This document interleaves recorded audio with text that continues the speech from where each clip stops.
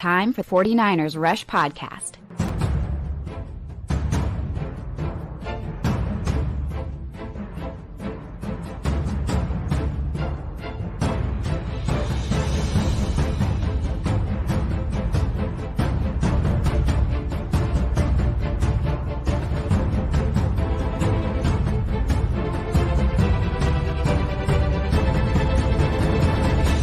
And here's your host, John Chapman. What is going on, faithful? It is absolutely incredible to be with you guys on this football Sunday. We got a lot to talk about. I've been out of town a little bit, but man, we are back. This is episode number 805.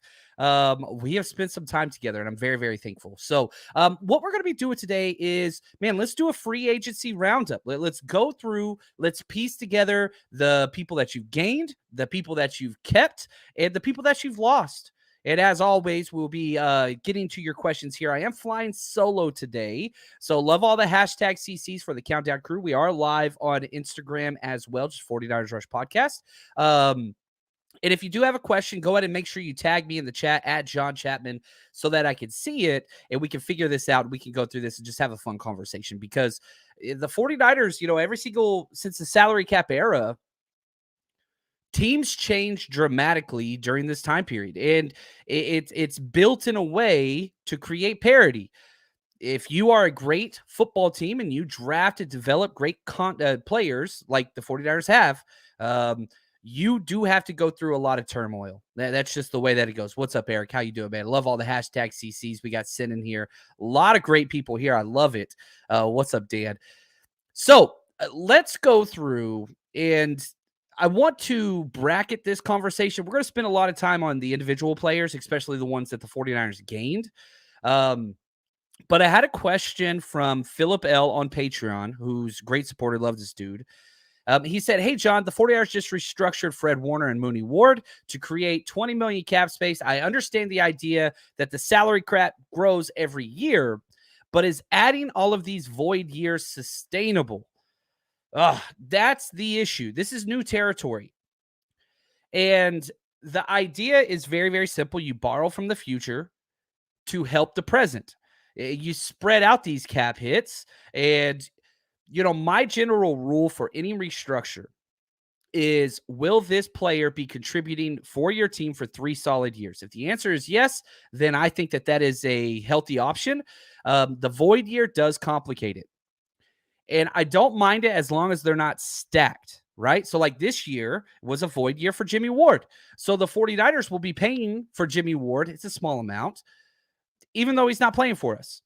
Trent Williams is going to have some void years. Now Fred Warner. Now, and you just keep adding these. But the whole idea is this. The 49ers are trying to, and again, as we talk about these players individually, I think it's important to understand the 49ers are trying to build a sustainable machine of being a contender. They're not the push all the chips in and all that stuff. That's not what they're doing, and that's not what they're going to do. It is a constant balance of, okay, let's bring in playmakers in free agency, whether that's Charvarius Ward last year, Javon Hargrave this year, right? That's imperative. But this team builds through the draft, even if you don't have first and second round picks. Look at what they did last year. This red shirt philosophy where we will bring in cheap, sustainable options to replace departing veteran players. More cost friendly, perhaps, rookie deals, which are important. You just lost Mike McGlinchey, right? He's gone. They didn't bring in a huge right tackle, but you've got a lot of bodies that you like at that position. Jalen Moore, Colton McKivitz, who I think would win that job now. Plus, you could draft somebody. Those options are there. You lose Daniel Brunskill, who backs up everywhere, but you have Nick Sikel and Jason Poe stepping in from last year. So it's this constant, teetering between pushing all in and borrowing from the future and having something sustainable. And I think the 49ers are doing a pretty good job. Now, one of the issues that we currently have is you get these contracts that get, announced, so-and-so signed, Javon Hargrave, 4-year, $84 million deal. Well, Then you wait for all the cap hits, which we detailed some of those. Nick Wagner put these out. He's only got a $6.6 million cap hit this year. That's very, very low. So you have to look at what that is. Now, he's got a void year, Javon Hargrave, in 2027 for $7 million. That's a big hit. That's a big hit. That's a big hit. That's a big hit. Right here, Samra, what's up, man? Thank you so much for the contribution in the super chat on YouTube. He says, could the 49ers trade up for a right tackle? Good options. Yes, there are. Blake Freeland is the hot name across NFL circles, not just Niners Twitter, but he's the new athletic prototype who I really, really, really like. And so there's going to be quite a few options, no doubt about it, whenever you look at, offensive tackles. And I would have absolutely no problem if that's going to be the case. Matthew Bergeron of Syracuse, who the 49ers have met with, I like him a lot. He's a second to third round guy. If he falls to that kind of 77 spot, which always got circled, Niners are picking 99.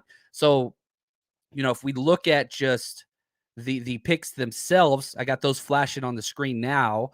The 49ers got 99, pick number 101, pick number 102. Those are the first three picks. So do you roll the dice and wait like they did last year and not trade up and, take whoever falls? Or do you jump up and get somebody like a Jalen Duncan out of Maryland, right tackle, who I like a lot? Blake Freeland at BYU would be the choice. But is that going to be the option? You know what I'm saying? Like, is that going to be there? Now, I do have to let everybody know that, one, the best way to support this show is Patreon, but we put up a lot of content this past week, even though I was out of town. We put up several different, I think we had 6 different breakdowns on Patreon. We did 2 Javon Hargrave film breakdowns. We did 4 draft breakdowns as well, as we're starting to get in that. We did safety Jamie Robinson out of Florida State, tight end Davis Allen out of Clemson, edge Isaiah McGuire out of Missouri, and offensive tackle Richard Garage, all who the 49ers kind of met with. I don't think they met with Garage yet, but I think that they were fit. So we're just going through, and I'm just going to be throwing film up like crazy. Now we got a free 7-day trial up. Go check it out. 49ers Patreon, close to 400 people over there supporting us. That feeds the family. So thank you to those that allow us to do this. But second to none content that I think we have over 750 videos up as soon as you sign up. The goal was to put too much content up there. And I think we are achieving that, which is a lot of fun. Now let's go to Javon Hargrave.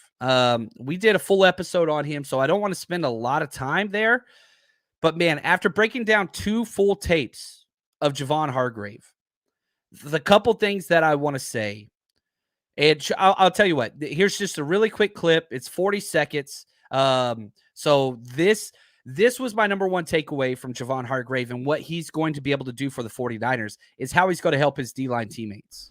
Right here, we're in the 4th quarter here. Let's see if he keeps his steam up, his energy level. Again, they're going to attribute 2 guys to him. If you want to know what teams think of Javon Hargrave, the fact that you are leaving Hassan Reddick one-on-one, Fletcher Cox one-on-one, and I think that's Brandon Graham one-on-one, but you're doubling this guy. That's all you need to know. That's the respect that other teams are giving this guy repeatedly in pass pro. You double me, go ahead. My other cats are going to be one-on-one. It was always Bosa or Armstead getting the double team. Now you're just adding that extra guy. Who are you going to account for? It was a constant thing. We did 2 full game tapes, right? Of Javon Hargrave. We're not done. We're going to be doing Darnold, Isaiah Oliver, Cleveland Ferrell, guys we're about to start talking about. All breakdowns going to be up on Patreon. Full game tapes, not highlights. Highlights are beautiful, and they get me excited. I watch highlights as well. But again, it's draft season, so I got to bust it out, man. Highlights is like reading a dating profile set up by the person themselves. Game tape is like interviewing the ex of the person that you're about to start dating, where you get to know all the good and all the bad. And the game tape for Javon Hargrave was amazing. The one negative I could find, he's a slow starter. He's not at his best the first or second drive. He is always at his best the 3rd and 4th quarter. He just ramps up. And, a couple things that jumped out on tape to me, how often he's double teamed. Is it possible Nick Bosa could be better than he was last year because he doesn't have to play against all of those stinking double teams. That would be exciting. That would be so exciting. And imagine Javon Hargrave gets pressure up the middle, quarterback tries to sweep out, and then Bosa's there waiting for him. So I'm really, really excited about that. JM says Armstead will have to pull his weight. Man, you go watch. I don't know, man. I think Armstead showed up pretty big. Stat-wise, no. But you look at, like, when the NFL put out the top plays, like the top 10 plays for the 49ers entire season, 2 of those defensive plays, which I think there were only 3 defensive plays on the whole thing, but 2 of those defensive plays were because of Armstead hitting the quarterback, forcing an interception. But yeah, Armstead, he's been amazing. One of the NFL Ironmen. It sucks that he finally missed games. I think he's missed 5 games in 5 years, which is impressive. But yeah, I think Javon Hargrave's going to help out a lot of people, and Armstead's one of them, JM. I'm with you. And yeah, his cap hit is huge this year, so I think that's important as well. But I'm pretty excited to see this defense. It's going to be fun. Crazy Juice says, "What's up, John? Good to be with you, Crazy Juice. Love this stuff." Let's see. Aaron says, "Slow starter. Considering our history with the first defensive series, he fits right in." Oh my gosh, it's funny because it hurts. It's true, man. It's very, very true. What's up, Melissa? Always great to see you. Love it. Nick, the Godfather, is in the house. Thank you for your generosity. He says, John, do you think we're done signing players? And if so, what's the top 2 needs you see us getting in the draft? Can't wait for this season. Let's go, man. Nick, great to be with you always, even if virtually. Can't wait to hang out again, my friend, for this season. Nicholas, he's one of like the chief paramount 49ers Rush road trip guys that just helps keep my sanity level where it is. So thank you, Nick, for all you do for the 49ers Rush everything. Dude's family. He's awesome. So I don't think we're done signing people. I was texting with Coach Cruz this morning. I fully expect 1 or 2 more solid contributing starters that are going to compete for starting jobs, like an edge and a right tackle. I think that you do sign somebody at those spots, but not for big time money. I'm talking about expiring older veteran players that are looking for like a 1-year deal. Somebody like a Robert Quinn, get him in here for $3 to $4 million. I know he wants way more than that, but somebody that wants a ring, right? Guys like that, Leonard Floyd. There's lots of edge options out there. And then right tackle, somebody like a George Fant, who I don't really like a lot, but I think that those 2 spots, number 1 spot's edge. Edge is the biggest need for us. So whether we're talking drafted free agency, I say yes. Edge is everything. Tight end, that's pretty big too. Because as of now, you've got Charlie Warner and you've got George Kittle, but you need more. You need more. Dwelly. Croft was all right. I know everybody wants to talk about the last play where Brock Purdy got hurt. That was a terrible play. And yeah, he was terrible on that play. But overall, I thought that he had a decent year. He's average. It's hard to get. Tight end is probably the most difficult transition of any position from draft to NFL. It's the hardest because you have to know all the blocking assignments. You have to know all the passing routes. You got to do it all. There's a reason why if you're a fantasy football player, rookie tight ends never pan out. They almost never pan out. So it's one of the hardest positions. Most teams don't have 1 good tight end. Getting 2 tight ends, that's a whole nother issue. It's almost impossible. Even you look at the Patriots paying Jonnu Smith all that money. Didn't work out. They just traded him for a 7th round pick. It's difficult. So, yeah, tight end, I think you keep swinging there. Edge number 1, though. Edge number 1, tight end, that would probably be number 2. After that, safety, just because I know you brought back Tayshaun Gibson, but that's a 1-year deal. He almost retired this year. And almost back to 2021 when you signed Jaquiski Tartt to a 1-year deal, but then you also drafted Talanoa Hufanga, right? That was a perfect seamless transition that the 49ers, I'm just going to love that. I'm just going to love. I think it's going to happen. You got 11 picks, right? Go back to these picks and where edge is. You're going to get at least 1 edge player in the 3rd round. You got 3 picks there, assuming we don't trade up. Then tight ends, you're talking 5th, 7th round, right? That's just where that position probably will be. But I will say this, go off on a little tangent here. This is the best tight end class I have ever graded, and it's not close. I mean, they are amazing. Now, do I want to trade up for a tight end? That's rough for me because we have Kittle.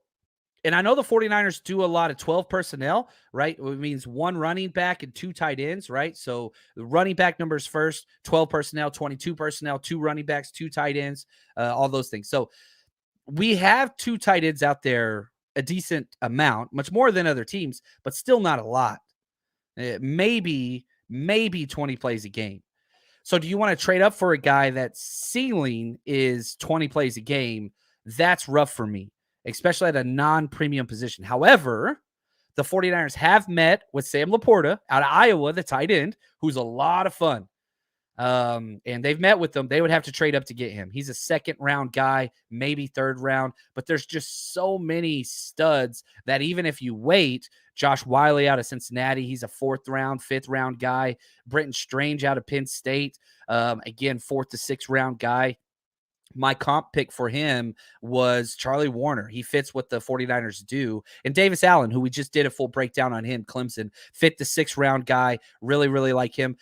Dallas Clark was my kind of athletic comp for him. So, again, just trying to give the reason why we do these breakdowns and all this stuff is we want to provide texture and color on these players to bring them to life so that you understand who they are.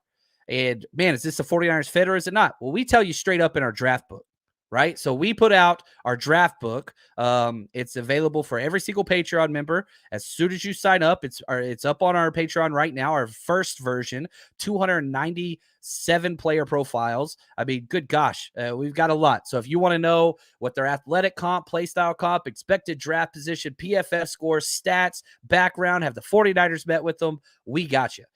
This is our 8th edition. We've done 8 of these bad boys, which is awesome. And they just keep getting better and better. And our team is expanding. I was texting with Brian Carter last night. He's breaking down Michigan film. And we're just getting as much in there as we can. So shout out to Brian White, Brian Carter, Josh, the whole team just crushing it over there. Now, all right, let's back down. I got a little off there. Sorry about that. Let's talk these players. Javon Hargrave, I love. There's a full episode that I did. If you missed that one, you can go check that one out. Let's talk about guys we have not addressed together. Again, I was skiing. Old coaching buddy flew in from out of town from Texas, and we had a good time up at Mammoth. Best snow I've ever been around in my life. It was incredible. Isaiah Oliver. Shout out to my man Jake. Good old Jake. He called this when we were hanging out having a beer. Dude's fun, and the 49ers liked him back in the day. Colorado guy, right? He was drafted way back in 2018, and the Niners met with him back then. He's out of Colorado, same place that Keller Witherspoon. They were, teammates. 6 foot 201. And kind of my summary on him, again, I'm going to be doing an extra breakdown on him. I've done some film work on him. Long and aggressive. That's just kind of his thing. 6 foot, but man, listen to his wingspan. 80-inch wingspan, 96 percentile of corners. Arms, 33.5-inch arm, 96% of corners, and a 4.540, which is great for a nickel. Now he's 26. He was drafted number 58th overall in 2018 to the Falcons. Played there for 5 years. 62 games, showed up. He's 26 years old, 38 starts. Now, this is where I get a little, not upset, but starts don't really work with nickels because what determines if you're starters is if you're out there on the first defensive player of the game, which a lot of times you're not because that's determined by the personnel. Again, if a team comes out in 12 personnel, 1 running back, 2 tight ends, you're not going to have your slot guy out there. Think about Jimmy Ward last year. Think about K'Wan Williams the year before. So 62 games played, but the 38 starts, that's a little bit of a misnomer. So don't get caught up on that. Now, he played his first 2.5 years as an outside corner, versatility. He came into the league as an outside corner, was all right, kind of got passed on the depth chart. And one of the things that he's best at is playing against the run. And so moving him to the nickel and into the box, you're fine with. He was the 6th highest rated corner from Pro Football Focus against the run. He loves the tackle.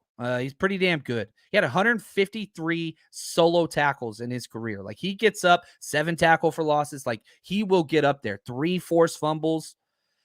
But he switched 2.5 years ago to nickel. And I think it's probably a better spot for him. especially in today's NFL. That's really, really difficult. Now, he's had 2 injuries, one major one. He tore his ACL 2 years ago, okay? And it took him the first 5 games. He missed the first 5 games of 2021. We're talking about Isaiah Oliver, the new nickel corner for the 49ers. And, whenever he came in, he missed the 49ers were his first game, and he picked off Jimmy Garoppolo. We lost that game against the Falcons. We were there. Nick was there. We were sitting next to each other. Had a good time.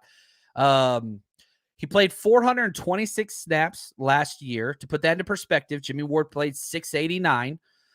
So that kind of fits. He missed the first 5 games, played the rest. He had an ankle injury his freshman or his rookie year, missed 2 games. That's about it. He's been very healthy. Now, his best year in coverage was this year. So you're talking about somebody that's an ascending player. No touchdowns allowed all year, 5 pass breakups, 72.4 NFL passer rating when targeted, which is really, really good. So I like this kid. It's funny. One of my favorite things to do with the draft book is just, again, like I said, bringing life to these players and kind of helping differentiate all these different positions and whatever else. You do 290 plus of them. It kind of gets bottlenecked, right? But because we've been doing these draft write-ups for so long, I went back and I found my draft write-up of Oliver back in 2018. This was before one snap in the NFL before the draft. I said this is what and I was wrong on some of these things. Here we go. This was his film in Colorado. I said long coveted body type of an outside corner.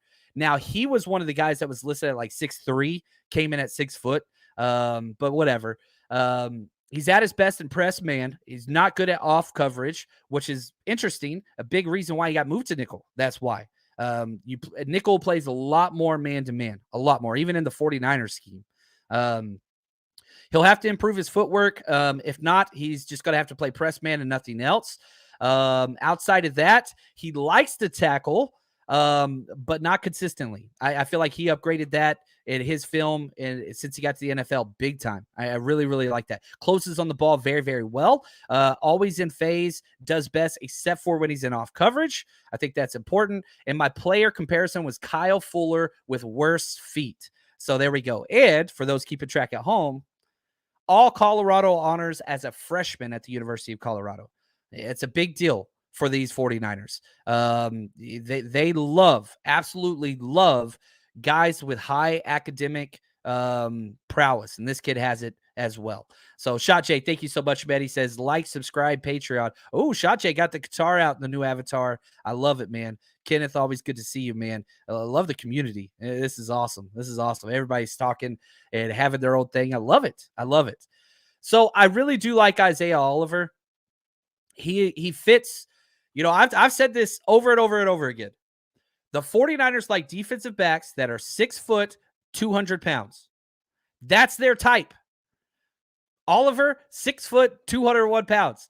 Like, they have a type and they go after that type. And that's what Oliver is. I do think that he will probably be the starter. I think Samuel Womack will have to compete for one of those spots. But now you have 4 solid corners. You have 4 solid corners. If you want to throw in Ambry Thomas, that's 5. That's cool. And you've got some guys in the wings. I cannot say enough about Quantrez Knight. I'm very excited. I think that he's going to be on the active roster. I think him currently, Quantrez Knight and Ambry Thomas going to be fighting for that last spot, that 5th corner spot. So we'll see there. Tyler, thank you so much for the super chat, man. This is awesome. He says, John, I have a question. What do you think of us possibly getting Justin Houston at the edge? I love that. I really want a long tooth veteran guy to come in at the edge spot. And I really do think that there's quite a few guys out there that kind of fit that entire, kind of here's what I'll say. You've got youth. You've got a lot of youth, again, on the edge and the defensive line, just kind of all together. But what I want to go get some of those guys that have done it before and can just be pass rush specialists. Again, just these are available free agent guys that I would love to get. Now, price is everything. Bud Dupree, he's 30. Leonard Floyd, 30. Frank Clark, 29. I sure as hell don't want that dude anywhere around my team. Robert Quinn, 32. If I could have any edge and I could pick my guy, it'd be Yannick Ngakoue, who's 27, but he's going to be pricey. He's going to be really, really pricey. So there's guys, Marcus Golden, right? Like there's a lot of guys out there that I would, Justin Houston's 34, Carlos Dunlap's 34, Dante Fowler's 28. There are a lot of guys. So I would love Justin Houston. I mean, he just goes out like here's let me pull up his stat sheet because he's hilarious to me. He's played in the league for 11 years, right? Out of Georgia, but the dude has never gotten less than 4 sacks. Last year, 9.5 sacks. Year before, 4.5. Year before, 8, 11, 9, 9.5. Like, dude just gets sacks. And, you know, he doesn't, and he plays. He doesn't get injured. He just does his job. And so, Tyler, I think you hit the nail on the head. I think you hit the nail on the head. I'd love to get a guy like that. It's the problem is you got to get somebody that's willing to come in on a cheap incentive-based deal that wants to win a ring and will be a rotational guy. And coming to California for free agents, it's kind of a bigger deal just because of the taxes. You know, a lot of players have been talking about that lately, and that's a big deal. But you want to win that ring, this is a place to go to. Big Papa says, I'm not counting Womack out ever. I love Samuel Womack. And I'll be honest, when I saw that the 49ers got Isaiah Oliver, I was happy because I love the competition. But part of me was like, oh, no. Like, Womack might not start. But if he can't get it, then, you know, it's what it is. So may the best man win. I love competition at every position, and that's what I want. Now let's talk about the quarterback. Let's talk about Sam Darnold. You know, good old Syndrome himself from The Incredibles. Got a 1-year, $4.5 million deal with a lot of incentives. This cat can make up to $11 million if he gets all the playing time and wins games and playoffs and all that stuff. The thing that was most interesting to me about Sam Darnold, and again, let me just be very, very clear. I see this signing as a quarterback 3 with quarterback 2 possibility early. Just in case Brock doesn't come back in time, he would be the clear backup. But they signed Sam Darnold early, which makes me think they targeted this guy when so many other quarterbacks were still out there. You know, Brissett, you know, Bridgewater, whatever. You go all, so many other, Minshew, whatever. It doesn't matter. They went after Darnold day one. And I think it just makes so much sense on both sides because you got to get somebody that wants to be a quarterback 3 is okay with it. Sam Darnold is 20. I think he's, 26? I think he's 26 years old. No, he's 25. Sorry. He's young. Now he's played a lot. He's played a whole lot. And so it's interesting. He's 25 of 56 games played. And I got to say, shout out to my man, Clayton. The producer has arrived, so we are good. He's going to be handling all your questions. Get your questions in. Clayton's going to be running this bad boy. So, you know, my thing about Sam Darnold that I keep going back to is maybe his best football. He just got through playing his best football of his career. The last 6 games for the Panthers went 4-2. They were 3-8 before he stepped in and traded away CMC. He went 4-2 with the Panthers. 7 touchdowns, 3 interceptions, 92.6 passer rating this past year. Steve Wilkes was there. CMC was there. So those guys signed off on it. And I don't know, man. I really do like this signing. I really, really do. Now, for the people out there that are screaming at the top of their lungs, oh, he's got to, you know, this is competition for Trey Lance. One, I want competition everywhere. Okay. I want the best of the best at every position across the board. But with the salary cap, it's almost impossible to do. If you think that Sam Darnold's going to be getting quarterback 1 reps in training camp, I just do not see that. Now, what happens in every single training camp is quarterbacks rotate and you give some quarterbacks time off because you want to see what people look like in the ones, but they're not splitting 1 reps. That's not it at all. Fogey, 49ers Fogey says Darnold's fits the mold, decent insurance policy, very decent insurance policy. And again, you're banking on Brock being back the last week of August, right? And if I put the the time period up there. Again, if you're looking at Brock Purdy, based on the 6-month timeline, you're talking the 4th week in August is whenever he can be cleared to throw the ball if everything goes well. He starts throwing motion 3 months, but 6 months is whenever he should be cleared to go if all goes well. Season starts a week after that, guys. So you've got to move forward. You hope for the best, you prepare for the worst, and I think that's what this is. I think that's what that is. Tommy, look at him coming out here throwing shots. I got my Longhorn shorts on. He says, congrats on the Shorthorns. Tommy does not like the Longhorns. Hook 'em, baby. Got that dub yesterday, Sweet 16. Going to keep grinding. But I like Darnold. Goodness, if he's going to get playing time, and if he balls out, that would be awesome for him and for the 49ers and for his career. This is not a long-term stay for Sam Darnold. I just don't see that with Brock. I don't see it with Trey. One of those guys pans out. It just doesn't make sense. What Sam Darnold's trying to do is revitalize his career and show that he could be the guy, right? And so he's hoping he gets put into a game and could do basically what Brock Purdy did last year. And that's what he's hoping for. Now, again, I went back, listened to my draft write-up. This is Sam Darnold back whenever he was drafted, 3rd overall. 6'3", 221. He's a big cat, man. Ran a 4.8, 540. This was before he ever took one NFL snap. So I was wrong on a lot of this, but that's okay. I don't mind holding myself accountable for my past takes. I think that's important, and it helps me whenever I'm writing these draft profiles and going through stuff in the future. It helps with that as well. I said Darnold is the picture-perfect prototypical quarterback in all measurable traits. The issue with him is decision-making and confidence. Darnold has only 2 years playing experience. Again, this is before he got drafted.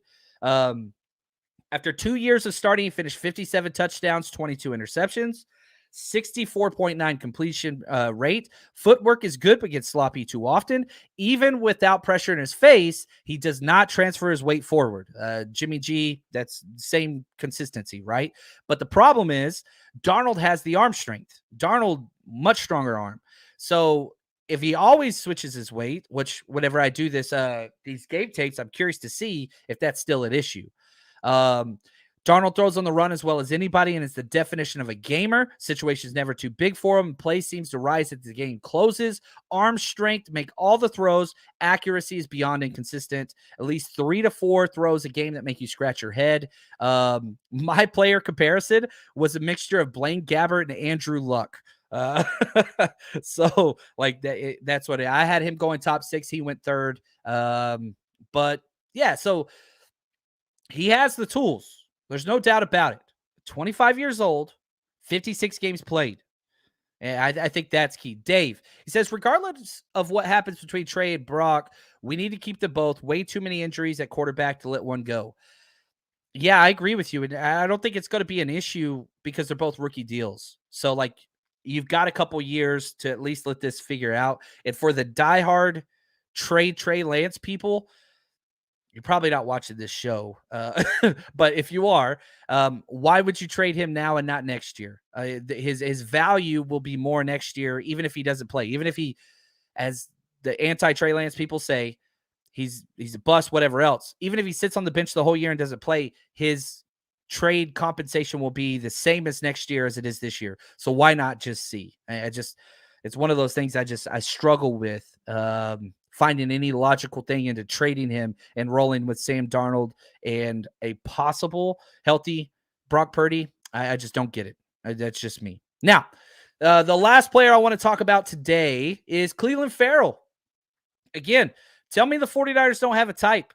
Going after another Raiders defensive lineman that just didn't pan out with a bad organization that is an incredible top draft pedigree. I had a top 10 grade on him as well. And so this is a guy that I really, really, really like coming out of the draft. One of my favorite things about him was just he was all everything.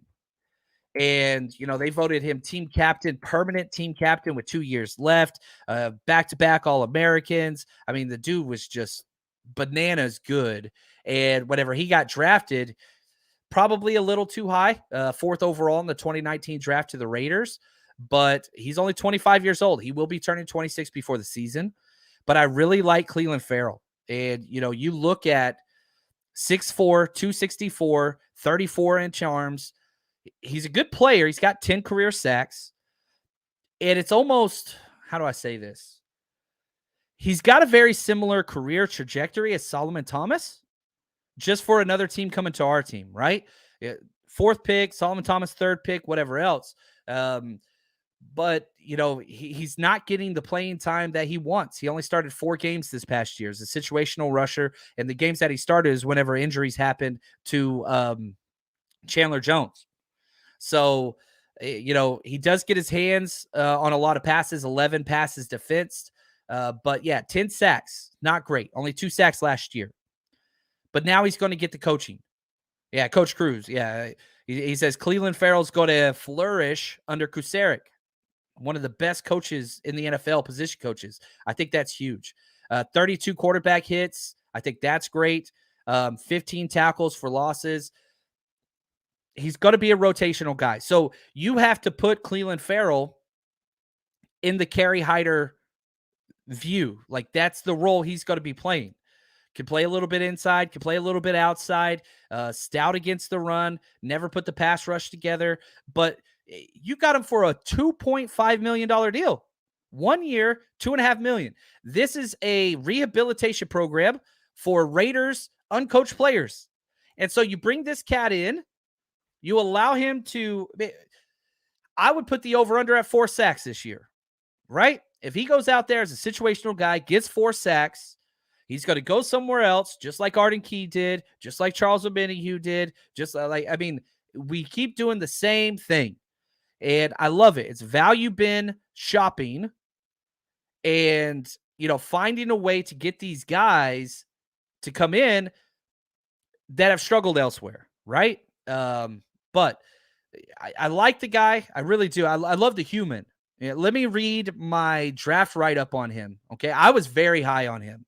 I was really, really high on him.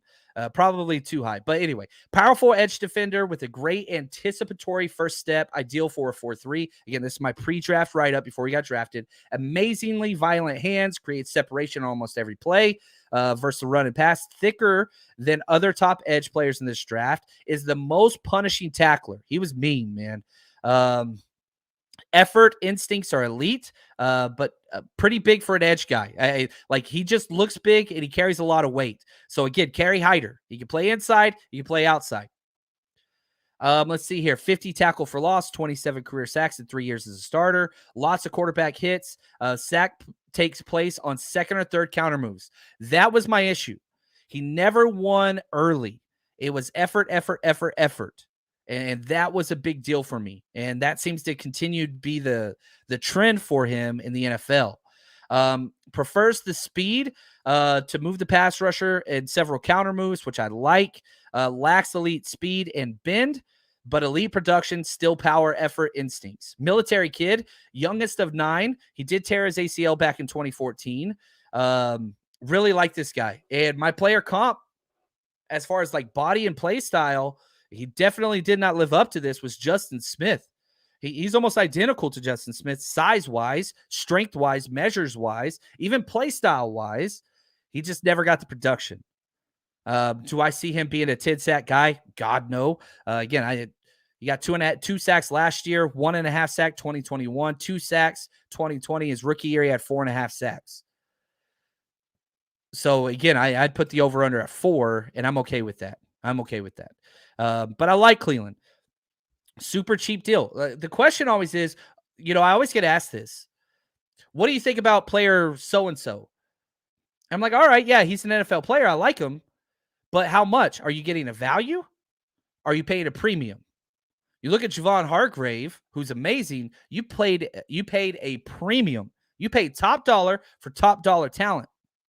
Cleveland Ferrell, you played bottom dollar and you got a good value, right? So he can outplay that contract. The NFL goes about $2 million per sack. That's the average rate, right? So if a player gets 5 sacks, they're usually going to get a $10 million deal. It doesn't always work out that way, but whatever. So you're looking at, if I'm expecting Cleveland Ferrell to get about 4 sacks this year, that should be an $8 million deal. You got him for 2.5. You see what I'm saying? So this is, you are underpaying for the production that you should be able to get from this guy. So take that for what you want there. Now, the 49ers did sign another player. This one is interesting. It was a targeted player. Defensive back Miles Hartsfield. And it's interesting because this is a back end roster guy. Usually the Niners don't do this, but they targeted him. I think he's a very strong special teams guy. He's a guy that's been with Steve Wilks. It's going to be kind of hard to do film on him because he doesn't get a lot of playing time, but we'll see what we can get to for sure. Nick says this: all these guys come to the 49ers to boost their value. We consistently turn these guys into ballers again. I mean, shoot, Nick Mullins just got another deal as a quarterback. 49ers get people paid. And, you know, if we just look at, let's transition this conversation now. Thank you, Nick. Let's transition this conversation to players the 49ers have lost and what that means for the Niners comp pick wise. Because currently, with the way things sit right now, the 49ers are going to be getting another maximum 4 comp picks next year for players lost. Also got 1 comp pick for the D'Amico Ryans and Rand Carthon next year. So that's in addition to, you can only get 4 comp picks for players lost. You can get more for execs and coaches lost, right? Jimmy Garoppolo, that no comp pick there. That's going to be canceled out by the Hargrave deal. McGlinchey, that's a 3rd round comp pick next year. Currently, if somebody signs for more than McGlinchey, that will push him down to the 4th round. So currently, the 49ers should be getting a 3rd round pick there. But if somebody leaves a team and signs for more than Mike McGlinchey, 17.5 per year, that would push that pick down to the 4th round. But right now, currently, and I don't think it's going to, especially with Tunsil staying. I think Larry Tunsil signed his deal with the team that he stayed with. I think McGlinchey should get a 3rd. Charles Omenihu, $10 million. That's probably going to be a 5th. Samson Ebukam, that's a 5th round comp pick. The Jimmy Ward's canceled by Darnold, Aziz, Mosley, Ridgeway, all those. So currently what I would say would be a 3rd, 2 5ths, and a 6th. So that's what I'm guessing it's going to be. But the numbers for the Omenihu deal haven't been finalized. So he got $10 million a year, which is a lot to the Chiefs, which is crazy. But you love the way that the system works, right? What did we say at the start of this show? You are in tension with win now, and build for the future. Sustainable success. That's what the Niners are doing. And I freaking love that. I love that. Oh, look at Nick coming in here. I freaking love it. He says, Miles Hartsfield is a New Jersey guy, so you know he's going to be good. I freaking love it. Yeah, Nick's a Jersey guy. I love it. I love it. And Coach Cruz says, you know, same goes for the coaches. We're the most cherry-picked teams every single year. Whether it's players, coaches, execs, Niners are everywhere. Everywhere. And it's not even close. It's not even close. And so, you know, I think I got something on my nose. I apologize. Sorry about that, guys. Live show. Here we go. Allergies getting me. Now, and I'll say this again, like we have 17 of 21 coaches left in the past 2 years. So if you go back to the start of the 2021 year, 2021, 2022 to where we are now, 17 out of 21 coaches are gone. That's a lot. And, you know, not even talking about Martin Mayhew, you're talking Rand Carthon. You've got guys going in the front office. Players, we get the most comp picks every year because we're losing more than we're bringing in. And that is by design. That is by design. Now, you did get to keep some. And I think this is key. Jake Brindle, 4 years, $20 million. That is a value deal. That is a value deal. Will they be able to play all those years? We'll see. Kevin Givens, 1 year, $2.1 million. Tayshaun Gibson, 1 year, $2.9 million. Ty McGill, DFF. So you kept, you know, five guys that only one of those, 2 of those are a starter, Jake Brindle and Tayshaun Gibson. But you're kind of getting fortified. And that's what those are. Now you're hoping your redshirt guys can step in and take the place of some of the guys that you've lost. And if they can't, then the current draft pick should. The 49ers have signed 60 out of 90 players on their roster, right? Every team has to get to 90 players. You got 11 draft picks. That lets you know still 19 more players that you got to come up with, whether that's undrafted free agents, whether that's cheap free agents that you're going to keep getting deals on. And I think that's kind of what it's going to look like. I think that's the plan. That's the plan. Now, this week upcoming is going to be an absolute blast. I'm pretty excited about it because we've got guys to do new film work on, and that's what we're going to be focusing a whole bunch on. Plus, our Wednesday 1994 Patreon-only watch party. We're going through the 1994 season. So come join us. It's going to be Wednesday night at 5:30 p.m., and we're going to hang out for a couple hours, watch a game, chit chat as the game's on. I share my screen on Zoom, and we have a good time. It's turning into one of my favorite parts of the week. So we got that. A lot of content coming your way. Patreon's the way to go.